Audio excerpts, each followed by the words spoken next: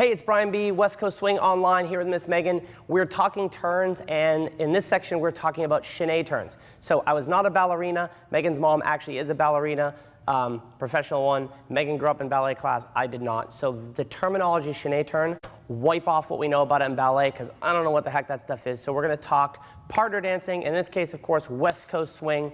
Our chaine turns are things like this. 1, 2, 3, and zip, and zip, and zip, and, right? So, chaine, they are chained together turns. So in this case, we are both going to do this together.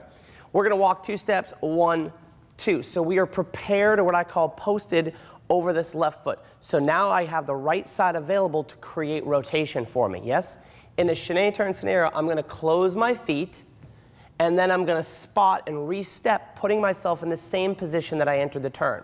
So, I'm going to enter and leave the turn in the same position. 2 walks to start us. 1, 2, my left side's ahead. We're going to do 2 turns. 3 and 4 and.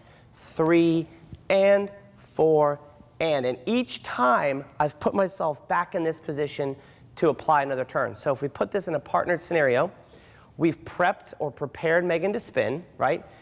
I rotate her. She closes her feet. She re-steps out, putting herself in another position to spin. 4 and 5 and. We can take this over for 6 and anchor 7 and 8, yes? So even if she's spinning back the other way, 1, 2, she prepares herself. She's going to close her feet, repost. Close her feet, repost, close her feet, repost, and then on to whatever we do, yes? So again, the drill is simple. 1, 2, we're prepared. We close our feet. That's a checkpoint. Re-step, checkpoint, re-step. Let's have one quick discussion about that. So when we talk about closing our feet, so I'm prepared to spin. In my world, so long as your weight is hip width or less, I think you're pretty balanced. So if I were to do these chaine turns and my weight was hip width, when I close my feet, I'm still going to be pretty balanced.